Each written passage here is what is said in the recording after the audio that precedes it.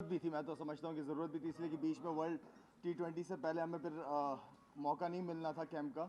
लेकिन मेरे ख्याल में ये कैंप फिटनेस के हवाले से बहुत ज़बरदस्त रहा, बहुत अच्छा रहा। फिटनेस के साथ साथ मैं समझता हूँ स्किल्स पे भी काम होना चाहिए। बैट्समैन की जो जो चीज़ हम मिस करते हैं वो एक पार्टनरशिप, बैक टू बैक विकेटों का गिरना, वो एक बहुत इंपॉर्टेंट है मैं समझता हूँ टीम के लिए।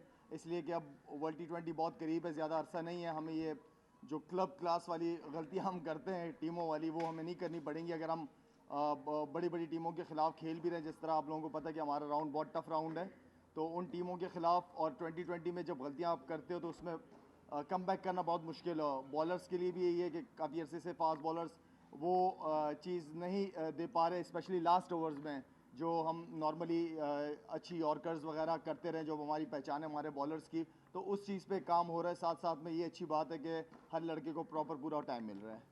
जी सर। उमर 2015 में काफ़ी एक्सपेरिमेंटेशन की गई, तो कितना सेटिस्फाइंग है कि आपको सेटल आपको लेवल मिल गया?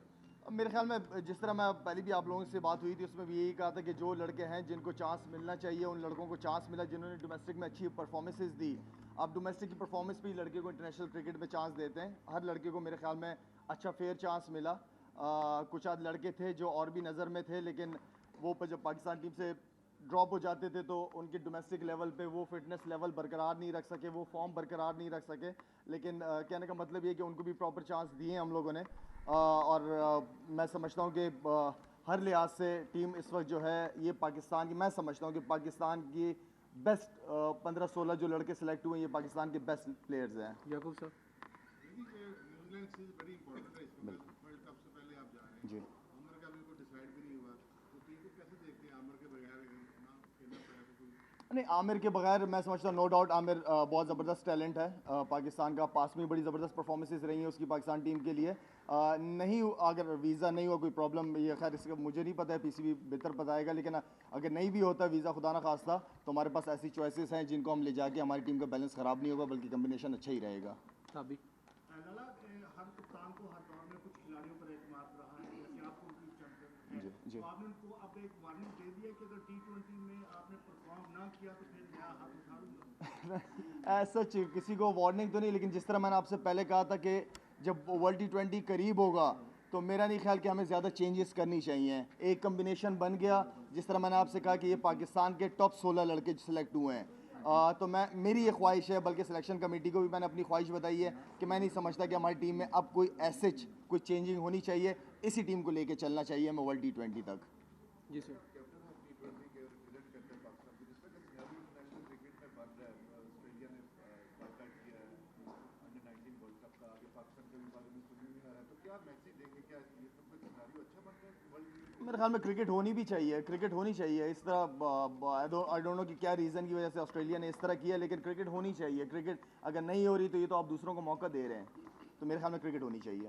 शाहिद, T20 कप्तान की बात करें, नीतीश मलिक है दूसरे, आपकी हाथ की रेशो सबसे ज्यादा है और की टीम भी दूसरे छठे नंबर पर आ गई है। आपको लग रहा है कि कैप्टनसी में भी आपको थोड़ी सी चेंज लानी होगी, कुछ गलतियां की आपको सुधारना पड़ेगा? आप ये हमेशा मुझे आपसे उम्मीद थी कि आप घटिया सवाल ही करेंगे। Thank you.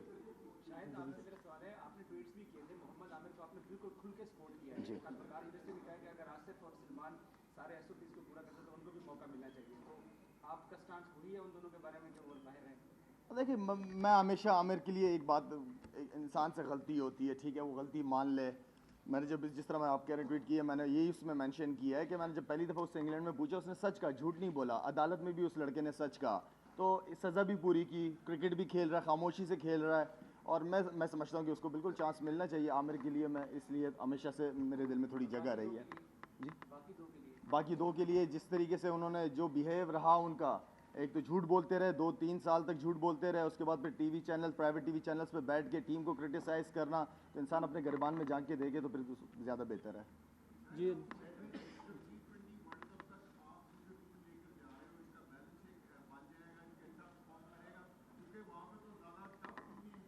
ग्रुप, जिस तरह मैंने कहा कि ग्रुप वाकई हमारा बहुत ज़्यादा टफ है, और मैं समझता हूँ कि क्रिकेट खेलने का मज़ा भी वहीं आएगा, उन्हीं के खिलाफ आएगा, और हमारा भी पता चल जाएगा कि हम कहाँ स्टैंड करते हैं। अदरीस शायद ये T20 की तैयारी है, इरफान आपके पैकेज से आउट है, और दूसरा जैसे आपने अभी कहा है कि उन दोनों लड़कों ने झूठ बोला, तो कल को अगर वो वापस आते हैं तो मुकम्मल आपकी तरफ से अपोजिशन है उनको, आप मैं उनसे पहले ही छोड़ दूंगा यार, मैं तो उनसे पहले ही छोड़ दूँ। इरफान वाले इरफान की जो आपने बात की है तो मोहम्मद इरफान को इस तरह बिल्कुल आउट नहीं कर दिया, बिल्कुल हमारे 17, 18 या 20 लड़कों के जो हैं उसमें बिल्कुल इसका नाम है। 2000 की ख्वाहिश एक ये है कि अच्छी तरह जो भी जितनी भी क्रिकेट बाकी अच्छी तरह हो, और मेरे ख्याल में जो मैं चाहता हूँ कि एक अच्छी टीम छोड़ के जाऊँ। शायद जहाँ तक आपने टीम भी फाइनल हो गई, लड़के भी 15-16 आप अपने सेलेक्ट कर लिए, तो वर्ल्ड कप में टीम को रेट कहाँ पे कर रहे हो? ऑब्वियसली पाकिस्तान टीम को एज ए कैप्टन तो मैं हमेशा ऊपर ही रेट करूंगा, एज ए लीडर ऊपर ही रेट करना चाहूँगा उसको, और जो जिस तरह मैंने कहा कि जिस तरह का टैलेंट इस वक्त जमा हुआ है मुझे बहुत ज़्यादा उम्मीद है इंशाल्लाह सेमीफाइनल फाइनल भी खेलेंगे इंशाल्लाह। जो अभी आपकी एकदम रैंकिंग गिरी है, जी छठी आए जी सेकंड से, वर्ल्ड कप से पहले एकदम कोई कंसर्न है आपको? नहीं, बिल्कुल ठीक कहा आपने। जिस तरह मैंने अभी शुरू के उसमें कहा कि अगर हम ये क्लब क्लास वाली गलतियां करेंगे, जिस तरह रन आउट हो रहे हैं या फील्डिंग में जिस तरह के कैचेस, अगर इस तरह तो फिर आप इंटरनेशनल क्रिकेट में किसी बड़ी टीमों को नहीं हरा सकते।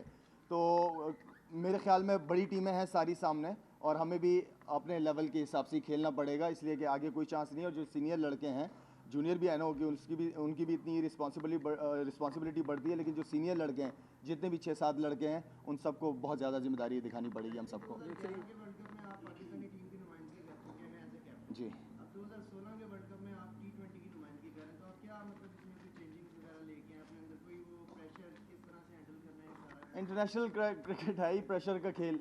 जो प्रेशर हैंडल कर गया वो ले जाएगा। पास से इंसान सीखे, पास में रहने का शौक़ नहीं है, पास से लेकिन सीखना चाहिए। और लेकिन ओवरऑल जो भी हुआ इस कैंप के हवाले से सब कुछ बहुत ज़बरदस्त हुआ, वेल ऑर्गेनाइज, और credit goes to management. Thank you. Last दो ओपनर्स हैं, रेगुलर ओपनर्स टीम जी। आउट हो चुकी हुई है, तो इस सीरीज में जो टीम कॉम्बिनेशन है उसको ट्राई करेंगे ओपनर? ओपनर्स मेरे ख्याल में काफ़ी ट्राई कर लिए हम लोगों ने, और मैं समझता हूँ कि जो हमारे पास जो प्लान बी था हमारा वो यही था कि हमारे पास ऑलरेडी अहमद हफीज़ की चॉइस है। इसके बाद अगर खुदा न खास्ता ज़रूरत पड़ेगी तो सरफराज ने भी काफ़ी अच्छा ओपन की है, वो भी एक दिलेर प्लेयर है। तो मेरे ख्याल में हमारे पास ऐसे चॉइस है, लेकिन हम इसी हफीज़ और अहमद के साथ ही कंटिन्यू करेंगे। मेरा वही अपना प्लान ही है इंशाल्लाह कि 12 ओवर जैसे ही होंगे, 12वां ओवर शुरू होगा तो इंशाल्लाह बैट कर लूँगा। Thank you.